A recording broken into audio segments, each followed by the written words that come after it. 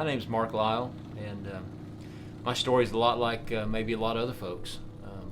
My dad died when I was a kid, and had a great mom that worked a lot of hours to support us, so I learned to be very independent. There's just a feeling when you're out riding a motorcycle that gives you that freedom. When I was 17 years old, I met a young lady, and I noticed something different about her than a lot of the other people that I hung out with. She told me she was a Christian, and I thought, oh no, how did I do this? I had this picture that you had to be perfect, you had to wear a suit and tie. That wasn't for me. Yet I was still attracted to her in more ways than just a physical way. Through her patience and lots of prayers, she led me to the Lord. I felt freedom and peace like I had never felt before. For several years, I was not part of sharing my faith.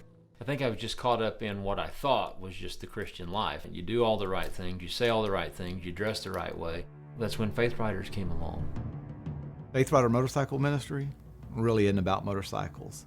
It's really about reaching people for Jesus Christ. We found that if you give men permission to love God and other people through their passion, it changes their life. So finally, for the first time in my life, I knew what I needed to do.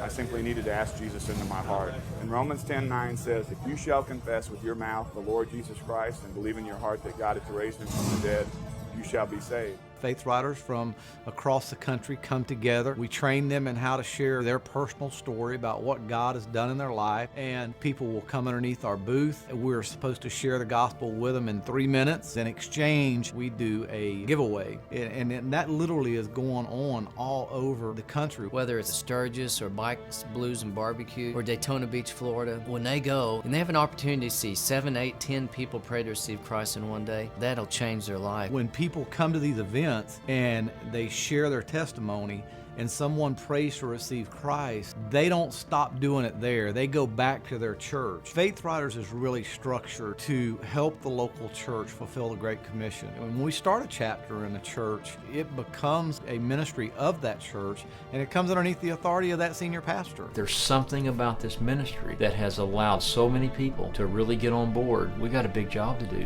We've got to share that good news. We've got to tell everybody about Christ.